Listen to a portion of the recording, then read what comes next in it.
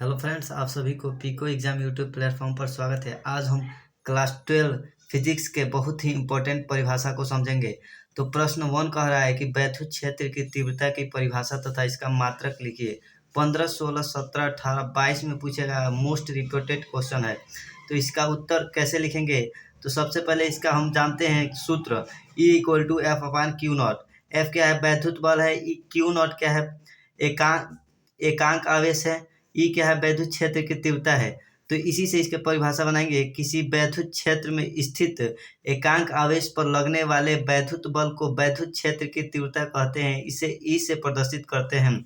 अब next question की तरफ चलते हैं। तो हमारा जो नेक्स्ट क्वेश्चन है वो कह रहा है कि वैद्युत द्विध्रुव आघूर्ण से आप क्या समझते हैं?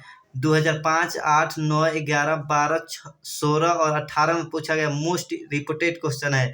तो जो इसका उत्तर होगा वैद्युत द्विध्रुव आघूर्ण। देखिए यहाँ पे प्लस क्यू आवेश है, एक माइनस क्यू आवेश है, यानी कि यहाँ से दोनों विपरीत आवेश हैं और इनके बीच की दूरी 2l है। यानी कि लिखेंगे वैद्युत द्विध्रुव के किसी एक आवेश का मान तथा आवेशों के बीच की दूरी के गुणनफल को वैद्युत द्विध्रुव का आघूर्ण कहते हैं। वैद्युत द्विध्रुव आघूर्ण बराबर होता है P=Q×D। D लिख सकते हैं 2l। अब नेक्स्ट क्वेश्चन की तरफ चलते हैं जो इस साल 2024 के लिए बहुत ही इम्पोर्टेंट है। स्थिर वैद्युतिकी में गास के नियम को लिखिए। गास के नियम क्या है? किस पे लगता है? बंद पृष्ठ के लिए लगता है। तो लिखें किसी बंद पृष्ठ से होकर गुजरने वाला वैद्युत फ्लक्स पृष्ठ के आवेश का 1/ε0 गुना होता है, यानी कि φ होता है Q/ε0। अब नेक्स्ट क्वेश्चन की तरफ चलते हैं। तो नेक्स्ट क्वेश्चन जो हमारा है वो चौथा है। ये कह रहा है कि समविभव पृष्ठ से क्या तात्पर्य है? 15, 17 और 18 में पूछा गया है। तो समविभव पृष्ठ किसे कहते हैं? किसी वैद्युत क्षेत्र में स्थित वह पृष्ठ जिसके प्रत्येक बिंदु पर विभव का मान समान हो, समविभव पृष्ठ कहलाता है। यह इम्पोर्टेंट है 2024 के लिए। प्रश्न 5 कह रहा है संधारित्र की धारिता की परिभाषा दीजिए। C होता है Q/V। Q/V, Q क्या होता है? विभव। V क्या होता है?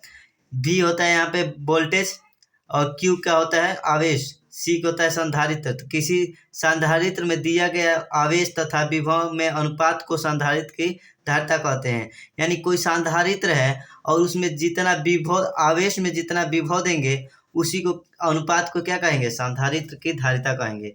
अब नेक्स्ट क्वेश्चन की ओर चलते हैं। नेक्स्ट क्वेश्चन हमारा है 6, मुक्त इलेक्ट्रॉनों के अनुगमन वेग से आप क्या समझते हैं? 2006, 7, 8, 10, 11, 12, 13, 14, 16 और 18 में पूछा गया। बहुत ही इम्पोर्टेंट है, जो 2024 बोर्ड एग्जाम में फिक्स से आएगा। तो इसका जो उत्तर होगा, जब चालक के सिरों पर बैटरी जोड़ दिया जाता है, यानी कि जब चालक के सिरों पर बैटरी जोड़ दिया जाता है तो मुक्त इलेक्ट्रॉन एक नियत वेग से चालक के सिरों के भीतर ऋण से धन विभव की ओर गति करने लगते हैं। इस नियत वेग को ही अनुगमन वेग कहते हैं। इसे VD से प्रदर्शित करते हैं। अब जो 7 क्वेश्चन है, विशिष्ट प्रतिरोध का परिभाषा, मात्रक एवं बीमा लिखिए। बीमा बहुत ही इसका इम्पोर्टेंट है, पूछा जाता है हर साल। तो विशिष्ट प्रतिरोध किसी चालक के एकांक लंबाई एवं एकांक अनुप्रस्थ परिच्छेद के तार के प्रतिरोध को पदार्थ का विशिष्ट प्रतिरोध कहते हैं। ρ=RA/L।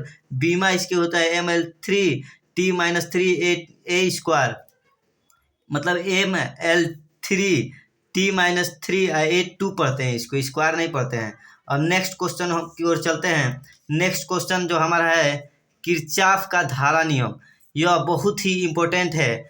तो इसको समझेंगे। किसी परिपथ में या कोई परिपथ है में संधि है पर मिलने वाली सभी धाराओं का बीजगणितीय योग शून्य होता है, यानी कि जितने भी इसकी धारा होगी उसका वैल्यू शून्य होगा।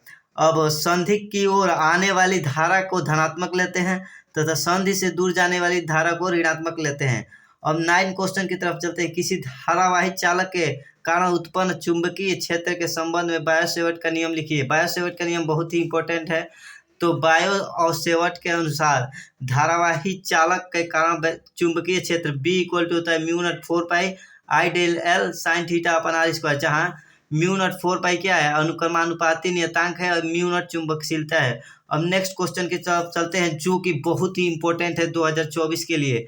तो इसको रट लीजिएगा और इसका डायग्राम बनाने के लिए जरूर सीखिएगा।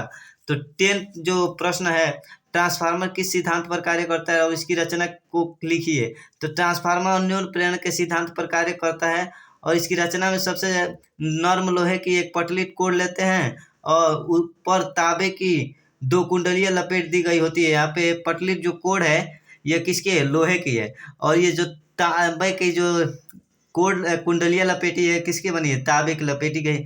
इसी से मतलब इसकी रचना होती है। प्राथमिक कुंडली ऊंचाई ट्रांसफार्मर में क्या होता है, प्राथमिक कुंडली में मोटे तार के कम फेरे व द्वितीय कुंडली में पतले तार के अधिक फेरे होते हैं। अपचाई ट्रांसफार्मर में इसके विपरीत कुंडलियां लपेटी गई होती हैं।